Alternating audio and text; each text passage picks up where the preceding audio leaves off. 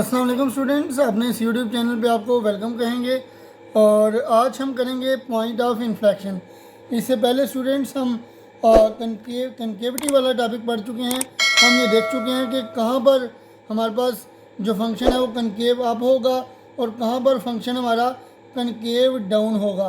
तो आइए अब पॉइंट ऑफ इन्फ्लेक्शन को स्टडी करते हैं। पॉइंट ऑफ इन्फ्लेक्शन स्टूडेंट हमारे पास क्या होता है कि a point x is equal to c on a curve y is equal to f of x is called a point of inflection if f is concave up on one side of c and concave down on the other side of c। यानी कि x is equal to C curve के ऊपर कोई एक point हो और उसको हम पॉइंट ऑफ इन्फ्लेक्शन कब कहेंगे, जब f के एक साइड के ऊपर c के एक साइड के ऊपर क्या लें कि कनकेव अप हो और दूसरी साइड पे कनकेव डाउन हो। यानी कि आप इसको इस तरह से ले सकते हैं। मैं आपको डायग्राम बना के दिखा देता हूँ। इस तरह करके फ़र्ज़ किया।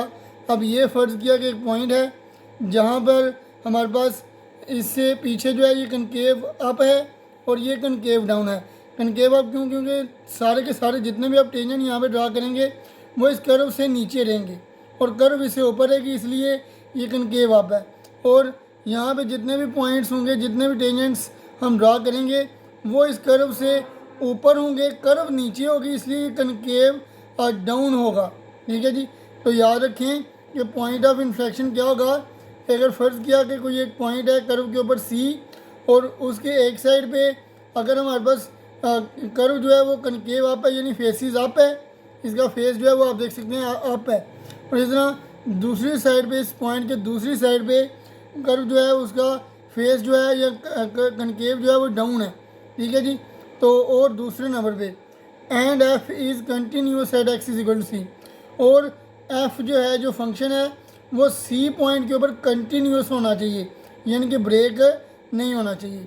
तो आगे हम देखते हैं the tangent line to a curve at a point of inflection P always crosses, यानी कि जो पॉइंट ऑफ इन्फ्लेक्शन होगा उस पॉइंट के ऊपर, अगर हम इस पॉइंट को पी कह लें पॉइंट ऑफ इन्फ्लेक्शन, इस पॉइंट के ऊपर स्टूडेंट्स हमारे पास जो कि पॉइंट ऑफ इन्फ्लेक्शन है यहाँ पे जो टेंजेंट लाइन होगी ये क्रॉस करेगी। ठीक है जी। यहाँ पे जो टेंजेंट लाइन होगी ये क्या करेगी, क्रॉस करेगी। अब इसकी रीज़न क्या है, crosses the curve because the curve must face up on one side of P and be above the tangent line there, while the curve must face down and below the tangent line on the other side। यानी कि उस point के एक side पे हमारे पास जो curve होगी वो कनकेव अप होगी और दूसरी साइड पे कनकेव डाउन होगी। यानी कि एक साइड पे हमारे पास जो जितनी भी टेंजेंट्स लाइन होगी कर्व उससे ऊपर होगी, दूसरी साइड पे जितने भी हम टेंजेंट्स ड्रा करेंगे तमाम की तमाम टेंजेंट्स जो हैं वो हमारे पास कर्व से नीचे होंगी। इधर कर्व से नीचे होंगी तमाम की तमाम टेंजेंट लाइन और इधर कर्व से ऊपर होंगी टेंजेंट्स लाइन। ठीक है जी। तो इस तरीके से आप पॉइंट ऑफ इन्फ्लेक्शन को समझ सकते हैं।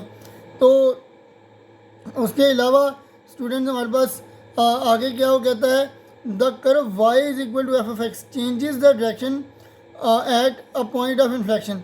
और दूसरी बात वो ये करता है कि y is equal to F of X जो है वो फंक्शन जो है वो चेंज करेगा डायरेक्शन, अपनी डायरेक्शन जो है वो चेंज करेगा पॉइंट ऑफ इन्फ्लेक्शन के ऊपर।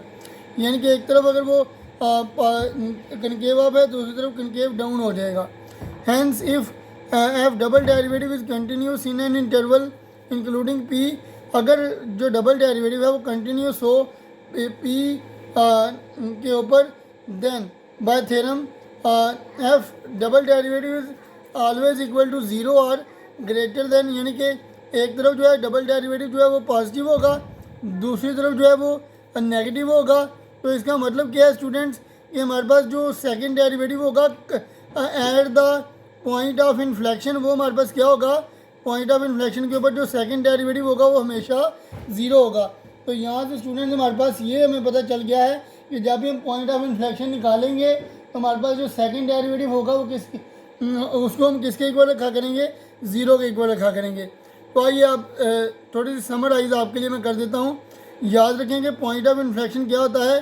कोई भी एक पॉइंट जो कि कर्व के ऊपर वाक़ है, फ़र्ज़ किया एक्स इज इक्वल टू सी, उसके एक साइड के ऊपर हमारे पास जो कनकेव है वो अप होना चाहिए, दूसरी साइड पे कनकेव डाउन होना चाहिए। तो फिर हम उसको क्या कहेंगे कि वो जो पॉइंट है सी, वो हमारे पास क्या है, पॉइंट ऑफ इन्फ्लेक्शन है। ठीक है जी। और फंक्शन है उस पॉइंट के ऊपर कंटिन्यूस भी होना चाहिए। और जो टेंजेंट लाइन है एक साइड उस पॉइंट के ऊपर, पॉइंट ऑफ इन्फ्लेक्शन के ऊपर वो क्रॉस करनी चाहिए। और क्यों क्रॉस करनी चाहिए? क्योंकि एक साइड पे जो कर्व है वो फेस अप होगी, दूसरी साइड पे जो कर्व है वो फेस डाउन होगी। ठीक है जी। और उस पॉइंट के ऊपर जो कि पॉइंट ऑफ इन्फ्लेक्शन वाला पॉइंट है, वहाँ पे हमारे पास जो कर्व है वो डायरेक्शन भी चेंज करती हुई होनी चाहिए। और जो सेकंड डेरिवेटिव है वो कंटिन्यूस होगा पॉइंट पी के ऊपर, यानी उसको इंक्लूड करके। और उसके एक साइड पे जो सेकंड डेरिवेटिव है वो पॉजिटिव होगा, दूसरी साइड पे सेकंड डेरिवेटिव नेगेटिव होगा। तो इसका मतलब ये है कि ये ऐसा तभी होता है जब सेकंड डेरिवेटिव है वो पी पॉइंट के ऊपर क्या होगा, ज़ीरो के इक्वल होगा। ठीक है जी।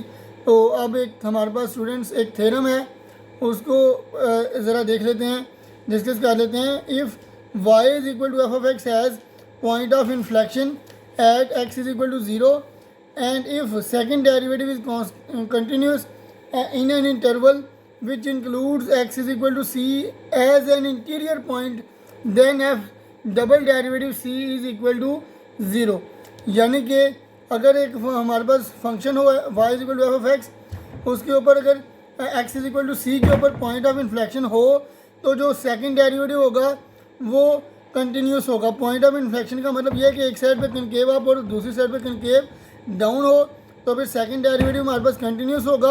और उस पॉइंट के ऊपर x is equal to C point के ऊपर हमारे पास जो सेकंड डेरिवेटिव होगा वो इक्वल टू ज़ीरो होगा। ठीक है जी। और इस थ्योरम का हमारे पास स्टूडेंट जो कन्वर्स है वो शायद ट्रू ना हो, यही आगे हम लिखा हुआ है कि इसका कन्वर्स जो है वो ट्रू नहीं है, क्योंकि हमारे पास जो x इज इक्वल टू सी होगा वहाँ पे point of it does not always happen that x is equal to c is a point of inflection when x double, अगर डबल डेरिवेटिव c पॉइंट के ऊपर अगर ज़ीरो है तो ज़रूरी नहीं कि उस c पॉइंट के ऊपर हमारे पास पॉइंट ऑफ इन्फ्लेक्शन हो। ठीक है जी। तो अब इसके लिए स्टूडेंट्स हमें काउंटर एग्जांपल लेंगे और उसके ज़रिए इसको साबित करने की कोशिश करेंगे। ठीक है जी। तो स्टूडेंट्स हमने एक काउंटर एग्जांपल ले ली है जो कि क्या है, y is equal to F of X is equal to X raise to power 4। ठीक है जी। तो स्टूडेंट्स हमें पता है कि सबसे पहले हमने क्या निकालना है, सबसे पहले स्टूडेंट्स हमने इसका डबल डेरिवेटिव निकालना है। तो एफ ऑफ एक्स पहले लिख लेते हैं इज़ इक्वल टू एक्स की पावर 4। इसका फर्स्ट डेरिवेटिव लेंगे तो क्या आ जाएगा, 4x क्यूब। फिर एक दफ़ा फिर डेरिवेटिव लेंगे तो ये आ जाएगा 12x स्क्वायर। ठीक है जी। तो स्टूडेंट्स ये हमने दो डेरिवेटिव इसके जो हैं वो निकाल लिए हैं। तो स्टूडेंट्स इसके बाद अगर हम सेकंड डेरिवेटिव को ज़ीरो के इक्वल करें तो स्टूडेंट्स ये क्या आ जाएगा, सेकंड डेरिवेटिव को अगर हम इक्वल टू ज़ीरो करें तो स्टूडेंट्स ये आ जाएगा 12x square is equal to zero. 12 इधर आगे डिवाइड हो जाएगा तो 0/12 X square is equal to zero, और x इज़ इक्वल टू यहाँ से स्टूडेंट हमारे पास ज़ीरो आ जाएगा। ठीक है जी। तो स्टूडेंट्स अगर x ज़ीरो आ गया है तो इसको अगर हम पुट करें स्टूडेंट्स सेकंड डेरिवेटिव के अंदर। ठीक है जी।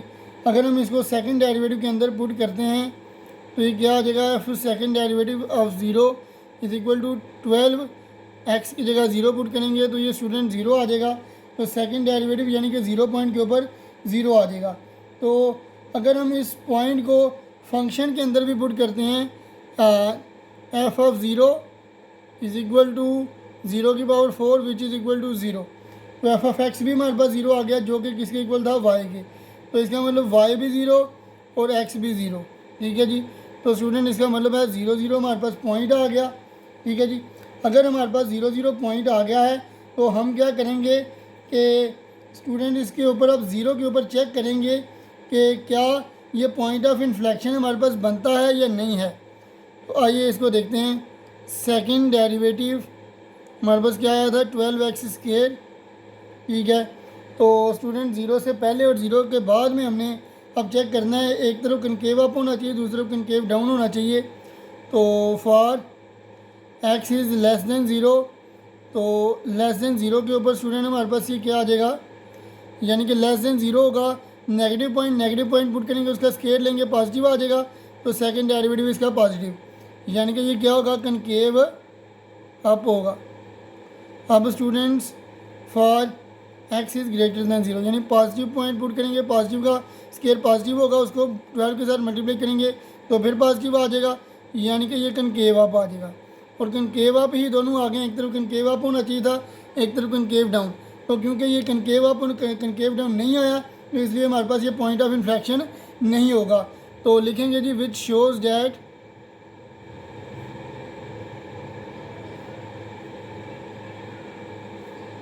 Zero zero is not a point of inflection. तो यहाँ से स्टूडेंट्स हमने ज़ाहिर कर दिया कि अगर सेकंड डेरिवेटिव ज़ीरो के इक्वल हो तो हमारे पास सी पॉइंट के ऊपर, तो वो हर दफ़ा ज़रूरी नहीं है कि उसके ऊपर हमारे पास पॉइंट ऑफ इन्फ्लेक्शन भी आ जाए। ठीक है जी, तो स्टूडेंट्स अभी के लिए इतना ही, मुझे दीजिए इजाज़त, अल्लाह हाफ़िज़।